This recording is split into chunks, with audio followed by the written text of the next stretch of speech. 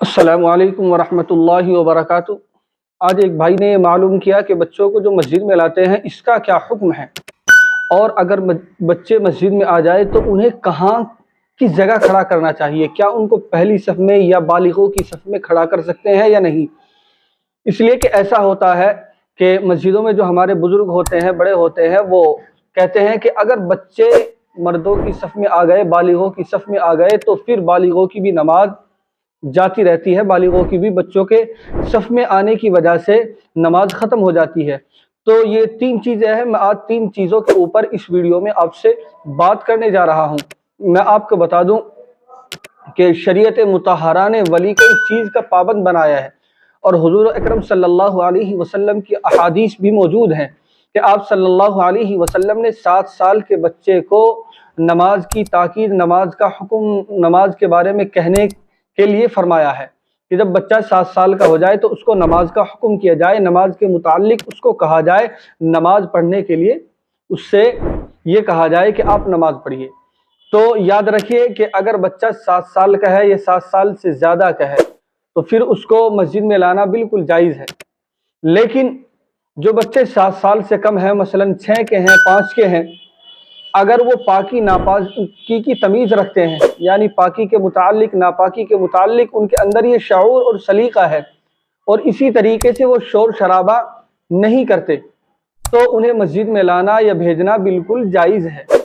जो ऐसे छोटे बच्चे जो 7 साल से कम के हैं, मसलन 6 के हैं या 5 के हैं, तो ऐसे बच्चों को मस्जिद में लाना चाहिए कि जो पाकी नापाकी के मुतालिक तमीज़ रखते हों, और शोर शराबे के मुतालिक जिनको ये सलीका हो कि हमें यहाँ शोर नहीं करना है। और बेजा ऐसा भी नहीं करना चाहिए कि छोटे छोटे बच्चों को हम मस्जिद में ले जाएं और वहाँ न उनको पाकी नापाकी के मुतालिक पता, न उनको पेशाब और इसंजे के बारे में कोई तहकीक है, और शोर शराबा फिर करते हैं। तो इससे क्या नुकसान होता है कि वो बच्चे दूसरों की नमाज में भी खलल डालते हैं। तो 7 साल से कम का बच्चा, वो बच्चा जो पाकी नापाकी की तमीज़ रखता हो, जो शोर शराबा न कर सकता हो, उसको मस्जिद में लाना और भेजना बिल्कुल जायज़ है। बसूरत दीगर वही जो मैं आपको बताने जा रहा हूँ कि बिला ज़रूरत 7 साल से कम उम्र के बच्चों को मस्जिद में लाना नहीं चाहिए, यानी बिला ज़रूरत। इसलिए कि अगर हम शौक़ में और मोहब्बत में इतना गुलू कर रहे हैं कि हम बच्चों को जो है 4 साल के कोई मस्जिद में लेकर आ गए, और वो वहाँ शोर भी करेगा, अगर उसका पेशाब आ गया तो मस्जिद में भी कर सकता है जब उसको ये सलीका और तमीज़ ही नहीं है। तो चुनाचे एहतियात की जाए कि छोटा बच्चा मस्जिद में नहीं लाना चाहिए। और अगर कोई आ गया तो फिर हमें उसको इतना भी नहीं डांटना चाहिए, इतनी सख्ती भी नहीं करनी चाहिए कि उसके दिल में मस्जिद की अहमियत ख़त्म हो जाए, नमाज की अहमियत ख़त्म हो जाए। अब अगर हम छोटे बच्चे को इतनी सख्त लहजे में और सख्त अल्फाजों में डांटेंगे तो फिर उसके दिल में मस्जिद की अहमियत और नमाज की अहमियत जाती रहेगी, और वो मस्जिद की तरफ नहीं जाएगा। उसके जहन में एक बात फिट हो जाएगी कि मस्जिद में जाते हैं तो डांटते हैं लोग, मस्जिद में अगर जाएंगे तो लोग धमकाएंगे, मस्जिद में अगर जाएंगे तो लोग फिर वहां से खेद देंगे। ये बातें बच्चे के दिल में बैठ जाएगी, फिर वो मस्जिद से दूर होता चला जाएगा। शफकत के साथ, मोहब्बत के साथ और प्यार वाले अल्फाज के साथ बच्चे को चुप कर देना, खामोश कर देना चाहिए। लेकिन मैंने बताया कि जिसको समझ ही नहीं है पेशाब की, संजे की, शोर शराबे की, तो उसको तो मस्जिद में लाना नहीं चाहिए। अब दूसरी बात, अगर एक नाबालिग बच्चा है तो क्या उसको बालिगों की सफ में खड़ा कर सकते हैं या नहीं। अगर एक नाबालिग बच्चा हो तो उसे बालिगों की सफ में खड़ा किया जाए। अगर एक बच्चा है तो उसको बालिग मर्दों की सफ में खड़ा कर लिया जाए, और अगर एक से ज़्यादा बच्चे हो तो बेहतर ये है, मुस्तहब तो ये है कि अगर छोटे बच्चे ज़्यादा हैं, नाबालिग बच्चे जो हैं वो ज़्यादा हैं, एक से ज़्यादा हैं, तो उन्हें जो है उन बालिगों के पीछे उनकी सफ बना दी जाए, अलग एक सफ हो जाए, सारे छोटे बच्चे हों उसमें। मगर इस ज़माने में अगर देखा जाए, इस ज़माने में नाबालिग बच्चों को मर्दों की सफ़ों में खड़ा करना चाहिए। क्यों? मैं आपके सामने इसकी वजह बता दूं कि अगर हम इस वक्त, इस ज़माने में नाबालिग बच्चों की सफ़ अलग जमाएंगे, अलग उनको खड़े करेंगे, तो वो शोर शराबा करेंगे। जैसे आमतौर से हम देखते हैं रमज़ानुल मुबारक में, ये इसी तरीके से जुमे के दिन, आम नमाजों में तो बच्चे कम आते हैं, لیکن خاص طور سے جمعے کے دن اور اسی طریقے سے شب برات میں یا اسی طریقے سے جو ہے رمضان المبارک کے جمعے میں یا اسی طریقے سے جو ہے تراویحوں میں کچھ خاص موقع ہوتے ہیں جن میں بچے زیادہ شامل ہونے کی کوشش کرتے ہیں۔ بہرحال ان کے علاوہ بھی تو اگر جو ہے ہم نابالغ بچوں کی الگ صف بنا دیں گے تو وہ شور کریں گے اور بہت زیادہ دنگا کریں گے، اس سے ہماری یعنی مردوں کی اور بالغوں کی نماز میں بھی خلل پڑے گا، پریشانی کے سبب بنے گا، ذہن منتشر ہوگا، ظاہر سی بات ہے۔ تو چنانچہ بچوں کو جو ہے بالغوں کی صف میں ہی کھڑا کر دیا جائے، کیونکہ دو یا دو سے زیادہ اگر بچے ہوں گے تو وہ شور بھی کریں گے، وہ دوسروں کی نماز میں خلل ڈالیں گے، تو اس کی وجہ ہے۔ تاہم ایسی صورت میں بہتر یہ ہے کہ بچے کا سرپرست، یعنی ایسی صورت میں یہ کرنا چاہیے کہ بچے کے جو ساتھ ہوتے ہیں، اس کے والد، اس کے چچا، اس کے بھائی اپنے ساتھ لے کر جو آئے ہیں وہ اپنے ساتھ لے کر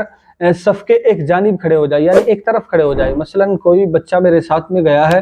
تو یہ ہونا چاہیے کہ وہ میرے ساتھ میں صف کے ایک طرف کھڑا ہو جائے، یعنی جدھر صف کا آخر ہے ادھر یا ادھر جدھر بھی ہے، دائیں طرف یا بائیں طرف، دو ہی جگہ ہو سکتی ہے، تو ایک طرف ہو جائے، اس میں درمیان میں بھی نہیں آئیں گے، بیچ میں بھی نہیں آئیں گے، ایک طرف ہم کھڑے ہو جائیں گے، تو ایک طرف وہ بچہ بھی کھڑا ہو جائے، یہ بہتر ہے۔ اور اس کے ساتھ ساتھ ایک چیز کا یہ خیال رکھے، تیسری بات، کہ بچہ جو ہے امام کے قریب نہ کھڑا ہو، یعنی امام کے بالکل پیچھے نہ کھڑا ہو، امام کے قریب وہ افراد کھڑے ہوں جو بوقت ضرورت امامت کر سکتے ہوں، اس لیے کہ بعض مرتبہ ایسا ہوتا ہے کہ بچہ امام کے پیچھے ہی جا کر کھڑا ہو گیا،